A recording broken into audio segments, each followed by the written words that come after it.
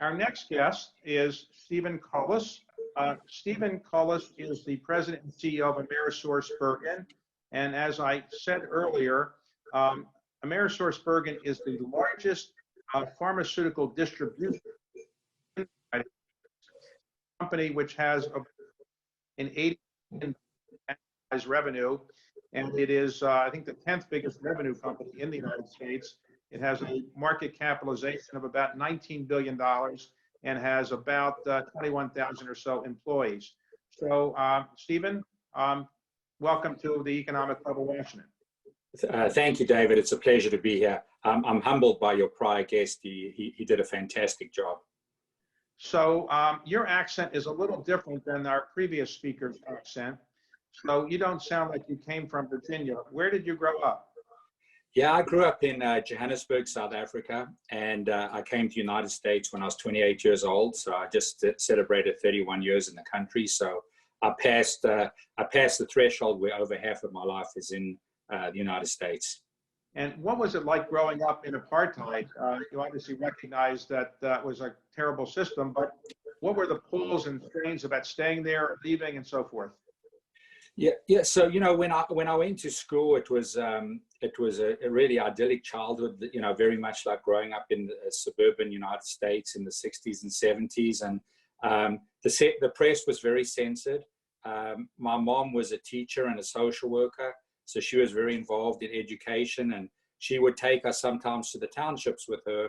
That's what it was called, where South African blacks would be educated and would have to reside. We also had domestic servants, and that was the term at the time, and who were very close to our family. They were in our family for, in one case, 30 years, and the other two cases around 25 years. So that was the encounter we had with people of color. There were various incidents. I remember, for example, a sinner who virtually brought me up. I remember her son getting arrested and my dad going to the police station to sort that out. So we did learn. And then when I got into my high school years, the 1976 Soweto riots was a milestone event, and that caused a tremendous social unrest. And the next 10 years or so, which ultimately resulted in myself and many other educated South Africans making the decision to leave the country, were very much a time of tumult. The sanctions, the disinvestment, the sports boycotts were very profound to the country. I think was a really good illustration of South Africa becoming a pariah among nations. And just recently, I was watching with my family the Oscar Pistorius story, and I saw scenes from that time, and when I was in 10th grade, that were just overwhelmingly horrific in terms of the violence that was perpetrated against the people. And again, you have this overwhelming feeling of shame and guilt. And what were you doing? What were you doing to help? When you were literally 15, 16 years old, but it was a horrific system. And I'm a Jewish South African, which is a very small segment of the population, so not really representative of any other socio-economic group. And it was we had a particular propensity towards helping with justice, but probably I look back on that and realize we all didn't do enough. So tell me what a pharmaceutical distribution company actually does. Why should I care about a pharmaceutical distribution company? Okay, so now we're getting into my sweet spot. So about 30% of all prescription medications in the United States would come through AmerisourceBergen's warehouses. You're a very well-educated person, particularly in financial circles. When I told you that our revenues were 180 billion this morning, you acted surprised. Well, we are a very significant backbone company.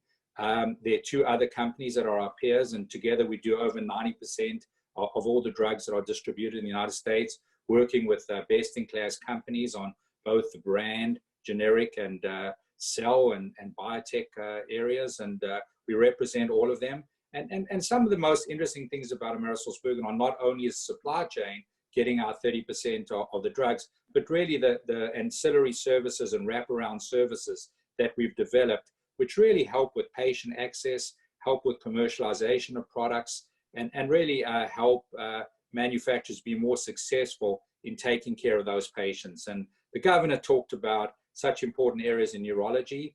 We believe that we're in the forefront of areas like that, of helping with multiple sclerosis and immunodeficiency diseases that neurologists would combat. So is there any reason I should buy anything other than a generic drug? I mean, aren't they cheaper? And isn't it exactly the same thing? You know, so there's been a lot of talk about in the United States about the high cost of our drugs. And, you know, we can talk more about that, but 90% of our drugs are generics. And the quality of them is very high.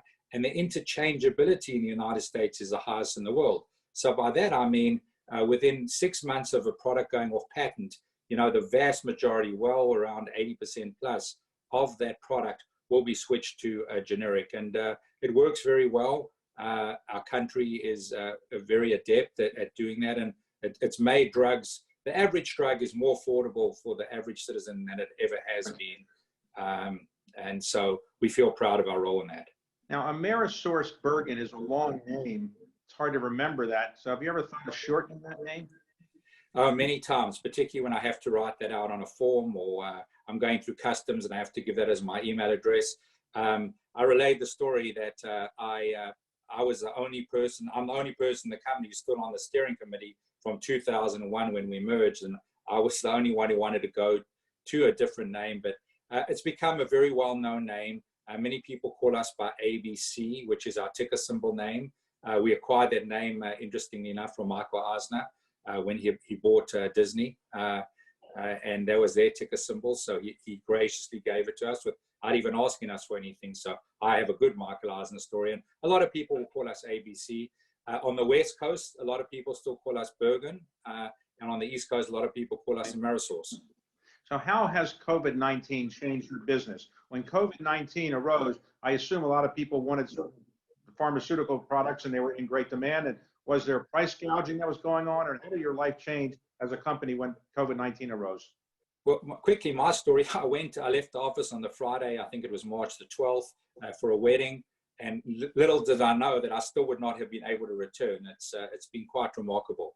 So 70% of our workforce, we were able to transition. We've actually been very fortunate with the internal investments we've made in IT and infrastructure that we were able to accomplish that very quickly.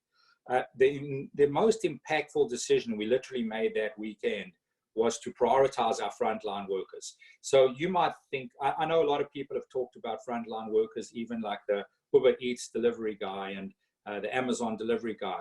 We regard our frontline workers as anyone that was affecting patient care continuity. So that is our distribution center workers. It's in World Courier, which is our clinical trial logistics. It's the drivers. It's nurses that are interacting with patients.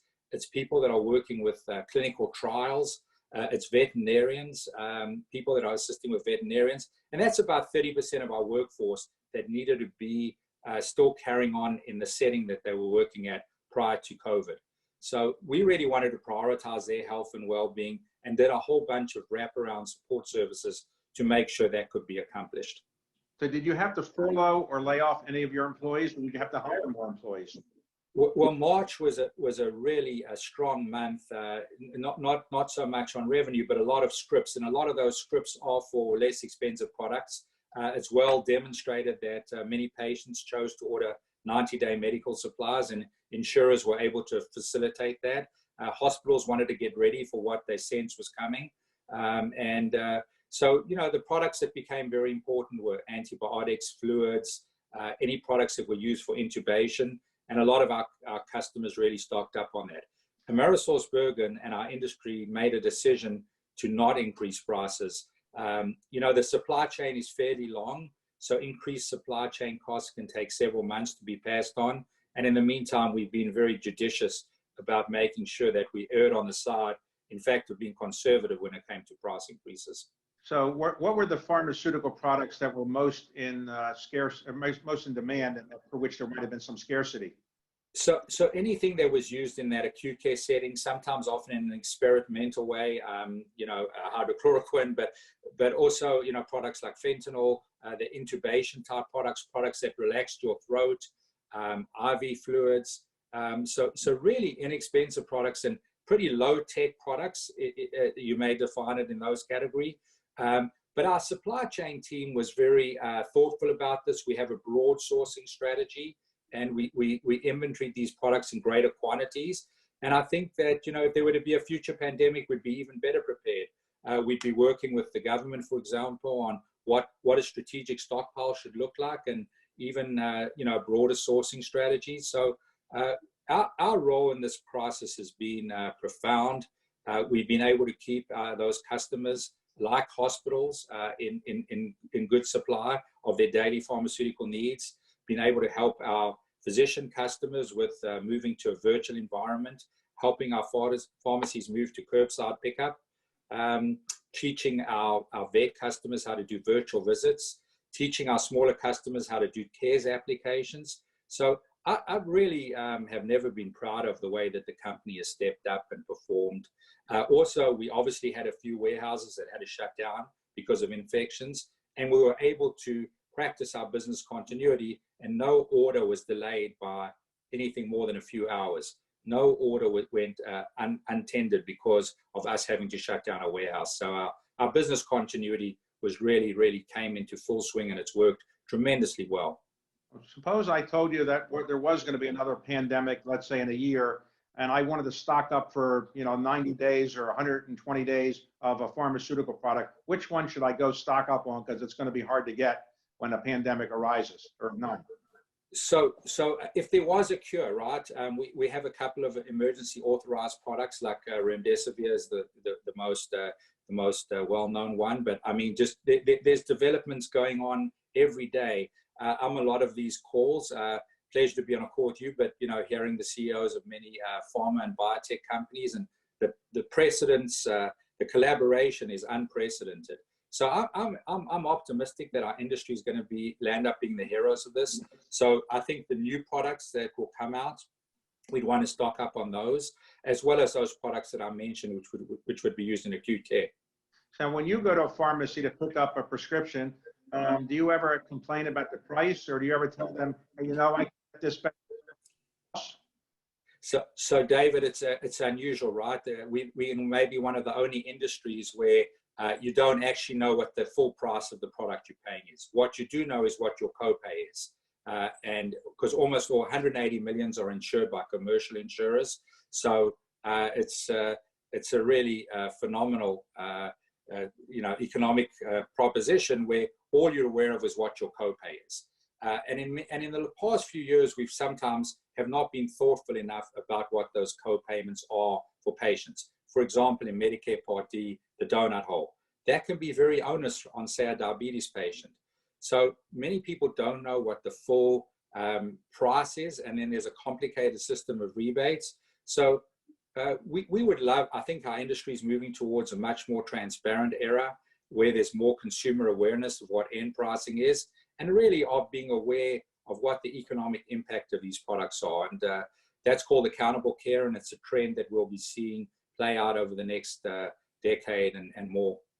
Well, some people like to say, I like to buy wholesale, not retail. If there's anybody that should be buying pharmaceuticals wholesale, do you still buy pharmaceuticals retail by the store? Well, so we buy obviously at wholesale.